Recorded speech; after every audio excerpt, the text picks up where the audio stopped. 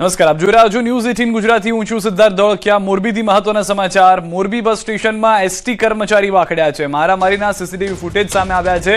બંને કર્મચારી વચ્ચે બોલાચાલી બાદ મારપીટ થઈ હતી. એસટીના ડ્રાઈવર અને આસિસ્ટન્ટ ટ્રાફિક ઇન્સ્પેક્ટર વાખડ્યા હતા. ફરજ અંગેની બોલાચાલી બાદ મારપીટ થતી નજરે પડી છે. દ્રશ્યોમાં પણ જોવા મળી રહ્યું છે. એસટી વિભાગના બે કર્મચારીઓ જે મારામારી કરતા જોવા મળ્યા છે. બંને કર્મચારી વચ્ચે મારામારી થતા હાલમાં જે લોકો છે ત્યાંના તેઓ પણ આશ્ચર્યચકિત થઈ ગયા હતા. ફરજ અંગે બંને વચ્ચે બોલાચાલી થઈ હોવાની પ્રાથમિક જાણકારી પ્રાપ્ત થઈ રહી છે. એસટી બસ સ્ટેન્ડના જ આ મારામારી થઈ હોય તેવા દ્રશ્યો જોવા મળ્યા છે. ન્યૂઝ 18 સમાચાર રવિ અમારી સાથે જોડાઈ ગયા છે. રવિ, સમગ્ર ઘટના જે ઘટી છે શું વધુ માહિતી મળી રહી છે આ મારામારીને લઈને?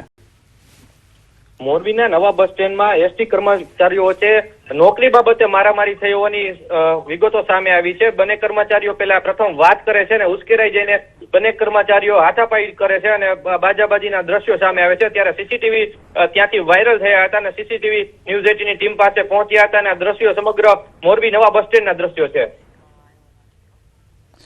જી આભાર સમગ્ર માહિતી બદલ. તો હાલમાં જે રીતે જાણકારી મળી રહી છે બંને વચ્ચે પહેલા બોલાચાલી થાય છે અને ત્યારબાદ મારામારી સુધી આ સમગ્ર ઘટના પહોંચી જાય છે. ભાવનગરથી સમાચાર. વર્તેજમાં જૂથ અથડામણ થઈ. સામાન્ય બાબત પર થઈ છે મારામારી. વેપારી અને ગ્રાહકો વચ્ચે થઈ છે ઝપાઝપી. ઉધાર સામાન આપવાની ના પાડતા માથાકૂટ થઈ છે. ઘટનામાં 3 થી વધુ લોકો ઘાયલ થયા છે. પોલીસે ઘટના સ્થળે પહોંચી હાથ ધરી છે તપાસ. દ્રશ્યોમાં પણ જોવા મળી રહ્યું છે જે રીતે તોડફોડ કરવામાં આવી છે. જે દુકાન છે તેનો માલ સામાન જે વેરવિખેર થઈ ગયો છે. ઉધાર સામાનને લઈને શરૂઆત થઈ હતી બોલાચાલીની. ત્યારબાદ બે જૂથ સામસામે આવી જાય છે. વાહનોને નુકસાન પહોંચાડવામાં આવ્યું છે. વર્તેજમાં જૂથ અથડામણ થઈ હોવાની જાણકારી મળી રહી છે. પોલીસ તુરંત ઘટના સ્થળે પહોંચી હોવાની પણ માહિતી છે. ત્યારબાદ મામલો શાંત પાડવામાં આવ્યો હતો, પરંતુ વેપારી અને ગ્રાહક વચ્ચે જે ઝપાઝપી થઈ તેમાં મોટું નુકસાન પણ થયું છે. વાહન જે છે તેને તોડી નાખવામાં આવ્યું હતું. દુકાનમાં પણ તોડફોડ કરવામાં આવી છે. કેટલાક લોકો આમને સામને આવી ગયા હતા. બંનેમાં જૂથ અથડામણ થઈ હોવાની પણ જાણકારી છે. 3 થી વધુ લોકો ઘાયલ થયા હોવાના પણ સમાચાર છે. ઉધાર નો જો ને તો ઓર ના પાડી તો એને કાટલો થોપી અને અંદર ભરી ગયા પાછી જાય અને કે અમને છેલ્લા ભરી ગયો કે ઉધાર અમારે ઓલા પણ જોતા તો કે ઉધાર નહીં ભાઈ રોકડે જોઈ તો કે નહીં ઉધાર તો ન લીધો એટલે મારી 5 જણા વાયા પકડી રાખ્યો. 5 જણા માર્યો. પેલા તો ઉધારે માંગ્યું અને પછી મારા ભાઈ ના પાડી. એક કોઈક લેડીઝ એ રીતના આવ્યા અને એ લેડીઝ એ રીતનો ઇલ્ઝામ નાખ્યો કે આ મારા ફોટા ઉતારે છે અને મારા વિડીયો ઉતારે છે. અને એને 5-6 જણાને બોલાવ્યા એના સમાજના અને એ લોકો દુકાનમાં કરીને તોડફોડ કરી અને મારા ભાઈને ખૂબ માર માર્યો અને મારા ભત્રીજાને માર્યો. તેમાં એક બહેન જે છે ત્યાં ખરીદી કરવા ગયેલા અને તેની સાથે બોલાચાલી થતા તે બેન જે છે તે ઘરે જઈ અને તેના પરિવારના સભ્યોને આ બાબતની વાત કરી તો તેના પરિવારના સભ્યો અહીંયા આવી અને સમજાવટ કરતા હતા. એ દરમિયાન ઝઘડો થયેલો. હાલમાં સ્થિતિ સામાન્ય છે. લો એન્ડ ઓર્ડરનો કોઈ બી પ્રશ્ન છે નહીં અને પોલીસ સ્ટાફ અહીંયા કોઈ ઓર અનિશ્ચિત બનાવ ન બને તે માટે તૈનાત કરવામાં આવેલા છે. સોના ચાંદીના ભાવમાં ફરી વધારો થયો છે. સોનામાં ₹700નો વધારો, ચાંદીમાં ₹4000નો વધારો થયો છે. સોનાનો ભાવ 1,51,700 પહોંચ્યો છે. 1 કિલો ચાંદીનો ભાવ 2,38,000 થયો છે.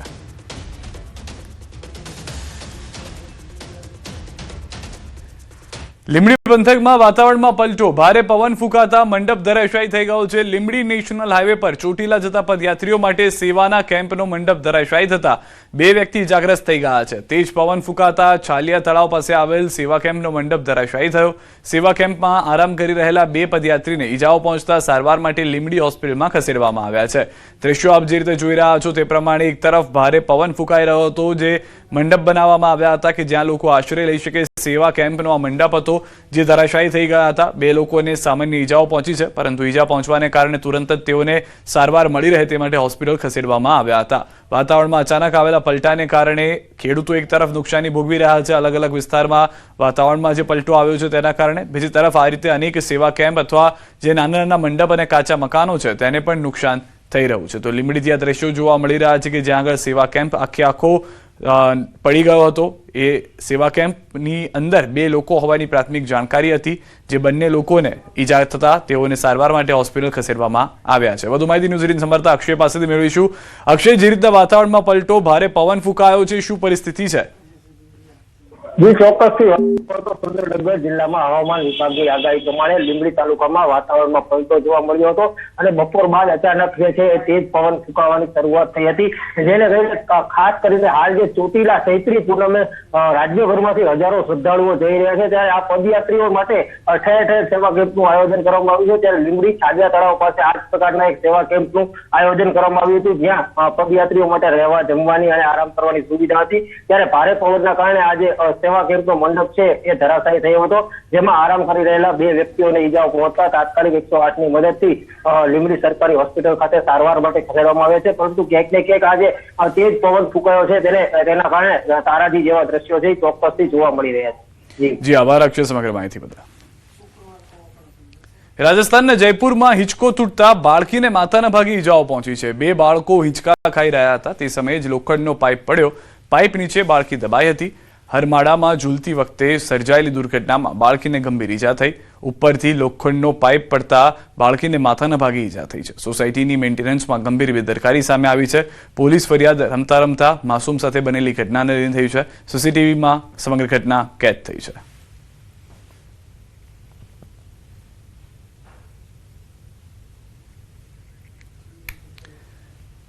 પંચમહાલના કલોલમાં બીકોમ સેમ 4ના પેપરમાં છબરડો આવ્યો છે સામે. ગોવિંદ ગુરુ યુનિવર્સિટી દ્વારા MM Gandhi arts and commerce કોલેજમાં અપાયેલ પેપરમાં છબરડો સામે આવ્યો છે. સેમ 4ના બિઝનેસ મેનેજમેન્ટ વિષયના પેપરમાં સેમ 2ના પ્રશ્નો પૂછાયા હતા, ત્યારે કોલેજ દ્વારા યુનિવર્સિટીને જાણ કરતા યુનિવર્સિટીએ પેપર અટકાવવું પડ્યું હતું અને ફરીથી નવું પેપર મેલ કર્યું હતું. આ નવું પેપર લખવા માટે વિદ્યાર્થીઓને અલગથી સમય ફાળવવામાં આવ્યો છે. ના બની નથી. આ જે ઘટના બની છે પ્રિન્ટિંગ મિસ્ટેકની જ હોઈ શકે, કારણ કે આમાં સિલેબસ ચેન્જ થયો છે, એટલે મથાળું સાચું છે, તારીખ સાચી છે, સમય સાચો છે, એટલે એમાં કશો બીજો કોઈ ઇસ્યુ છે નહીં. અમદાવાદની CN વિદ્યાલય સંચાલિત PTC કોલેજમાં છેડતીનો મામલો. વિદ્યાર્થીનીની છેડતી કરનાર અધ્યાપકને સસ્પેન્ડ કરાયા છે. અધ્યાપક સામે કાર્યવાહીમાં વિલંબ અંગે શાળા પાસે ખુલાસો માંગવામાં આવ્યો છે. DOE ઓફિસ પર રૂબરૂ આવી ખુલાસો કરવા આદેશ કરાયો છે.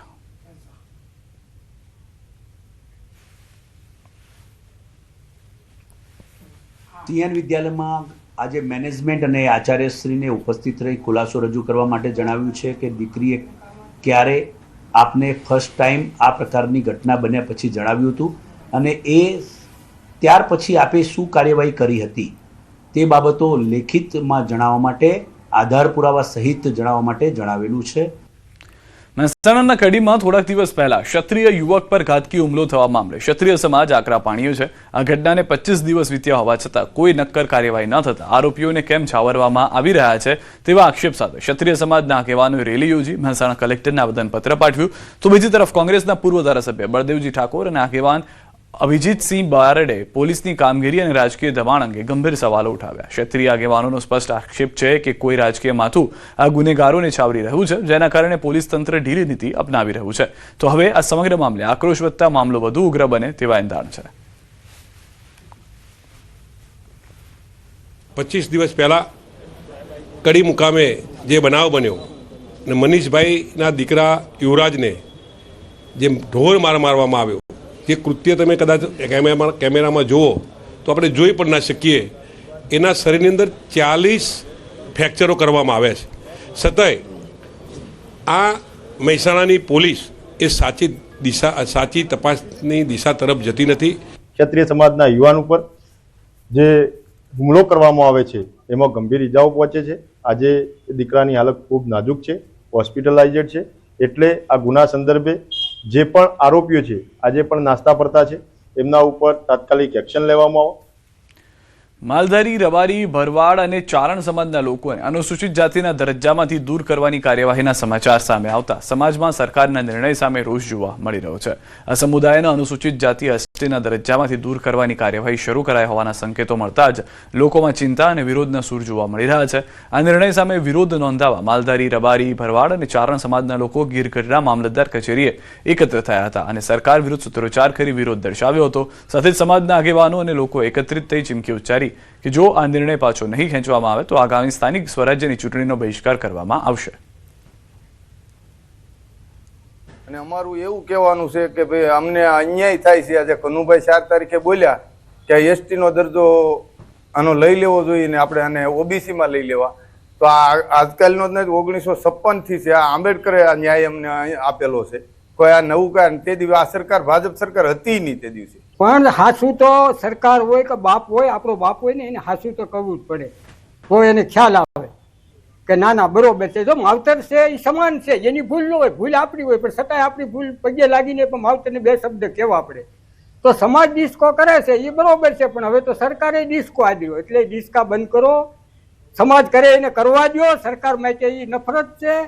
પછી 1956 કયો ને, 1956 તો હું ટ્રેન્ડ દુનિયામાંથી કાઢીને બતાવું, એવા તો ટ્રેન્ડ સપન વૈયા ગયા, હૈકાના હૈકા વૈયા ગયા. ભાજપ સરકારની જે નીતિ અને રીતિ, જે સમાજ માલધારી સમાજ પ્રત્યે જે એણે જે કંઈ આ વલણ અપનાવ્યું છે કનુભાઈ દેસાઈ દ્વારા, એ કહેવામાં આવ્યું કે આ સમાજને એસટીના પ્રમાણપત્રો રદ કરવામાં આવે, પણ અમારા મૂળભૂત અધિકારો છે સારણ, રબારી અને ભરવાડ.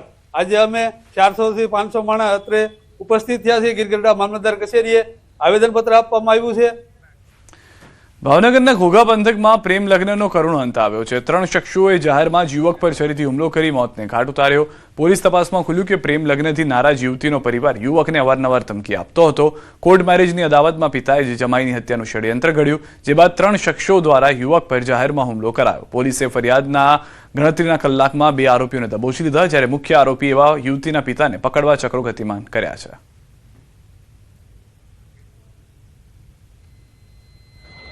ये जो मर्डर जनार है रवि, इसका जो है लव रिलेशन अभी तक हमको जानने को मिला है महेश उर्फ मुन्ना की बेटी के साथ, और इसके बाबत जो है अभी तक ये जानने को मिला है कि महेश जो है वो इस चीज़ से खुश नहीं थे, इसलिए जो है ये सारी प्लानिंग रच के इन्होंने इस हत्या को अंजाम दिया. ઉમરેઠ વિધાનસભાના પેટા ચૂંટણીના ઉમેદવાર તરીકે હર્ષદ પરમારની પસંદગી કરવામાં આવી છે, ત્યારે તે જિલ્લા ભાજપ સંગઠનના કાર્યાલય ખાતે પહોંચ્યા હતા. આણંદ જિલ્લા સંગઠન પ્રમુખ સંજય પટેલ સહિત ભાજપ કાર્યકરો પણ ઉપસ્થિત રહ્યા. હર્ષદ પરમારે કહ્યું કે પ્રજાજનોના કામ કરવાનો પ્રયત્ન કરીશ, દરેક સમાજને સાથે રાખી વિકાસના કામો પૂરા કરવાનો પ્રયત્ન કરીશ.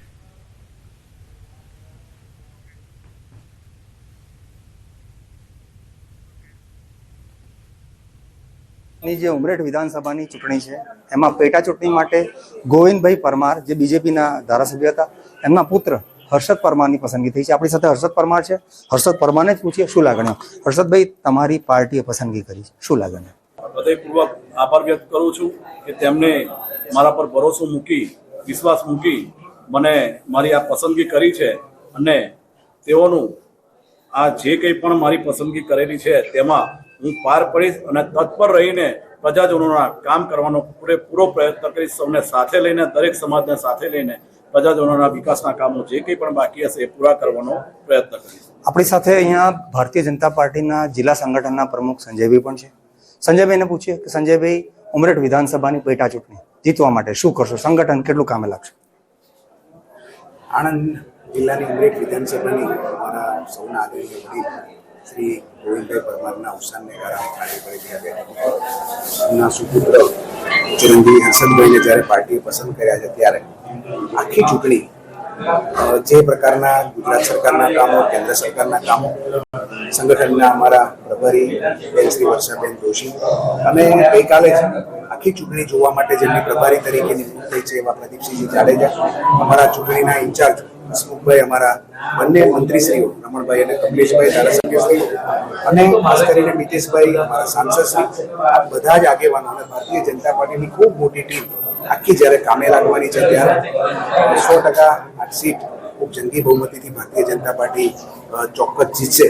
અને એની અંદર સંગઠનની આખી ટીમ સાથે કામ કરીને ગોવિંદભાઈના જે કરેલા કામો અને એમને વિજય અપાવીને સાચી શ્રદ્ધાંજલિ અમે બધા અર્પણ કરીશું એવો મારો દ્રઢ વિશ્વાસ છે. તો ચોક્કસ કહી શકાય કે શરૂઆત જે ઉમેદવાર જે છે હર્ષદભાઈ એમને ખૂબ સારી કરી છે. બધાને સાથે લઈને ચાલવાની વાત છે. એ જ વાત સંગઠનના પ્રમુખ, જિલ્લા પ્રમુખ સંજયભાઈએ બી કરી છે. તેમણે એવો વિશ્વાસ વ્યક્ત કર્યો છે કે ઉમરેઠ વિધાનસભા જીતી અને ગોવિંદભાઈને સાચી શ્રદ્ધાંજલિ આપીશું. જનક જાગીરદાર, ન્યૂઝ 18 ગુજરાતી, આણંદ. રિવરફ્રન્ટ પર વાહનમાંથી ઓઇલ ઢોળાયું. નારણઘાટ નજીક રોડ પર ઓઇલ ઢોળાતા હાલાકી જોવા મળી. ઓઇલ ઢોળાતા અન્ય વાહન ચાલકોને ભારે હાલાકી ભોગવવી પડી.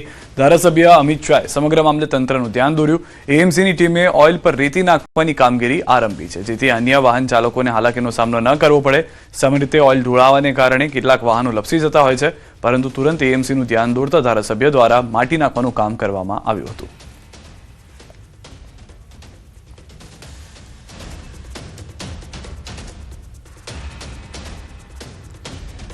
રાજ્ય સરકારના ગૃહ વિભાગનો મહત્વનો ઓર્ડર. નિવૃત્ત ડીજીપી વિકાસ સહાયને સોંપી મહત્વની જવાબદારી. અમદાવાદ પોલીસ અને ફાયર ગેમ્સ ઓર્ગેનાઇઝેશનનો સોંપાયો છે ચાર્જ. ઓર્ગેનાઇઝેશનમાં ચીફ એક્ઝિક્યુટિવ ઓફિસર તરીકે વિકાસ સહાયને ચાર્જ સોંપવામાં આવ્યા હોવાના સમાચાર મળી રહ્યા છે. તો જે નવા આયોજન થવાના છે, જેમાં તેઓને આ ચાર્જ સોંપવામાં આવ્યો છે એક્ઝિક્યુટિવ ઓફિસર તરીકે, તેઓ જવાબદારી નિભાવતા જોવા મળશે. રાજ્ય સરકારના ગૃહ વિભાગે મહત્વનો નિર્ણય કર્યો છે નિવૃત્ત ડીજીપી વિકાસ સહાયને જવાબદારી સોંપીને.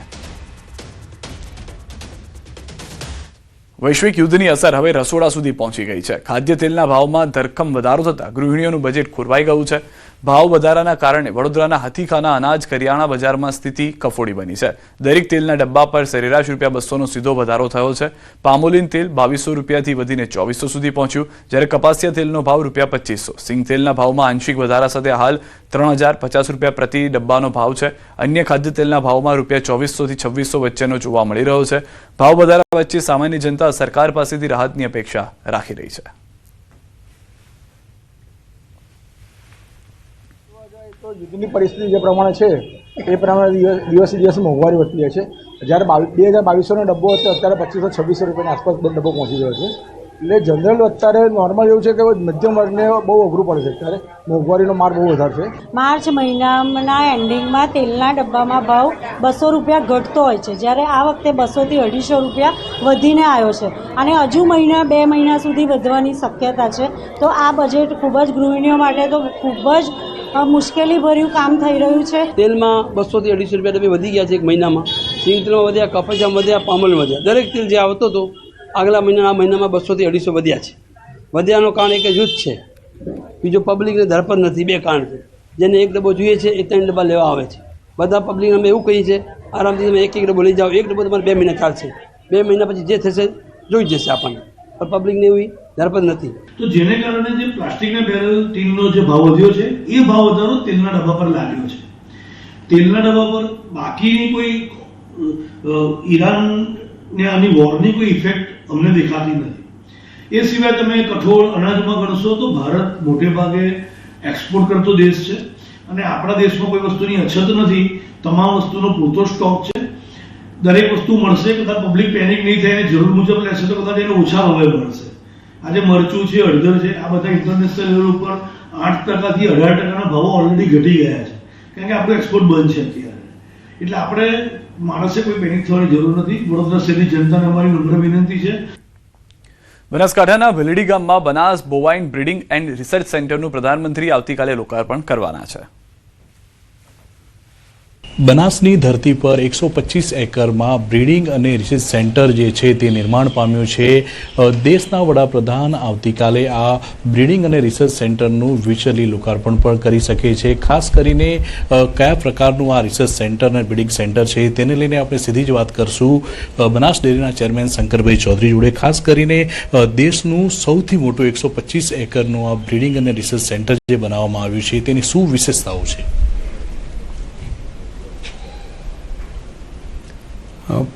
વિશ્વ કક્ષાનું એક આ સેન્ટર છે. બનાસકાંઠા જિલ્લાની અંદર ટોટલ જે ગાય ભેંસનું દૂધ છે એનું દૂધ કઈ રીતે વધે તે માટેનું એક આ આધુનિક સેન્ટર છે. અને એક ગાય જો સારી હોય તો તેમાંથી દર વર્ષે એક બચ્ચું મળવાની શક્યતા જે રહેલી છે, પરંતુ આમાંથી એક સારી ગાય હોય તેમાંથી 50 જેટલા સારા બચ્ચા એને તૈયાર કરી શકાય, સારી બ્રીડ તૈયાર કરી શકાય. અને ખાસ કરીને તેને કલેક્ટ કરીને એમાં IVFના માધ્યમથી બીજી ગાયને સરોગેટ મધર બનાવીને પણ તેમાંથી સારા બચ્ચા તૈયાર કરી શકાય. તો આવનારા સમયમાં ભારતીય નસ્લની ગાયનું સંવર્ધન કરવા માટેનું એક વિશ્વ કક્ષાનું આ એક સેન્ટર બન્યું છે, જે ભારત દેશ માટે એક આશીર્વાદરૂપ કહી શકાય તેવું છે. ગીર, સાયવાલ, કાંકરેજ સહિતની ભારતીય નસ્લની મોટાભાગની ગાયોનું અહીંયા સંવર્ધનનું કામ થશે. તેની સાથે સાથે બફેલોની અંદર પણ ભેંસમાં પણ મુરા હોય, મહેસાણી ભેંસ હોય કે બન્ની હોય કે જાફરાબાદી હોય, આ બધી ભેંસોમાં સંવર્ધનનું કામ તેની સાથે પેરેલલ અમે કરી રહ્યા છીએ. અમે દેશભરમાંથી સારી સારી ગાયોને ડોનર તરીકે અહીંયા કલેક્ટ કરીને લાવ્યા છીએ. હવે તેમાંથી એમ્બ્રીઓ બનાવીને એ ખેડૂત સુધી, પશુપાલકો સુધી કઈ રીતે પહોંચે તે માટેની એક વ્યવસ્થા આધુનિક રીતે આ કામને આગળ વધી રહ્યા છીએ. આપણા દેશના પ્રધાનમંત્રી મોદી સાહેબનું જે સપનું છે કે દેશી નસ્લની ગાય ભેંસના સંવર્ધનનું કામ આપણી ધરતી ઉપર થાય અને વિજ્ઞાનનો તેની અંદર ઉપયોગ કરીને વિજ્ઞાન અને ઇમોશન આ બંનેને સાથે જોડીને, વિજ્ઞાન અને પરંપરાઓ તેને સાથે જોડીને લોક કલ્યાણનું કામ કઈ રીતે થઈ શકે, તો તે માટેનું એક મોટું અભિયાન એ આપણી આ ધરતી ઉપર થવા જઈ રહ્યું છે. સેન્ટર જે તૈયાર કરવામાં આવ્યું છે તેમાં જે બ્રીડિંગ તૈયાર થશે એ હેલ્થ માટે તેમજ આજે એવી પણ આશા રાખવામાં આવી રહી છે કે જે બ્રીડિંગ છે તે વિદેશ પણ મોકલવામાં આવશે. ખાસ કરીને જે વિદેશી ગાયો હોય છે તે 30 ડિગ્રી તાપમાન સુધી રહી શકે છે, પરંતુ આપણી ગાયો જે છે તે 48 ડિગ્રીથી પણ વધુ તાપમાનમાં રહી શકે છે. ખાસ કરીને દેશનું સૌથી મોટું જે બ્રીડિંગ અને રિસર્ચ સેન્ટર જે બન્યું છે તેનું વિચરે લોકાર્પણ આવતીકાલે દેશના પ્રધાનમંત્રી કરશે. કિશોર news 18 Gujarati, Banaskantha. Reliance GOA Ahmedabad અને ગાંધીનગરમાં શ્રેષ્ઠ ટેલિકોમ ઓપરેટર તરીકે પોતાનું સ્થાન મજબૂત કર્યું છે. વોઇસ અને ડેટા પરફોર્મન્સના મુખ્ય માપદંડોમાં અન્ય સ્પર્ધકોને પાછળ છોડી જીઓએ પોતાનું સ્થાન મજબૂત કર્યું. Telecom regulatory authority of India દ્વારા ફેબ્રુઆરી 2026 દરમિયાન લેવામાં આવેલા લેટેસ્ટ ઇન્ડિપેન્ડન્ટ ડ્રાઈવ ટેસ્ટ મુજબ જીઓ સૌથી વધુ 5G ડાઉનલોડ સ્પીડ, સૌથી ઝડપી 5G અપલોડ સ્પીડ, શ્રેષ્ઠ વોઇસ કોલ ગુણવત્તા અને સૌથી ઓછી લેટન્સી આપે છે. ટ્રાયના આ તારણો જીઓના અત્યાધુનિક અને ભવિષ્ય માટે તૈયાર મોબાઈલ નેટવર્ક થકી ગ્રાહકોને શ્રેષ્ઠ ડિજિટલ અનુભવ આપવાની તેની પ્રતિબદ્ધતા પર મહોર લગાવે છે. ટ્રાયના અહેવાલ મુજબ જીઓએ 258.16 MBPSની સરેરાશ 5G ડાઉનલોડ સ્પીડ પૂરી પાડી છે. જીઓએ 39.19 MBPSની સરેરાશ 5G અપલોડ સ્પીડ પણ આપી છે, જે તમામ ઓપરેટરોમાં સૌથી વધુ છે.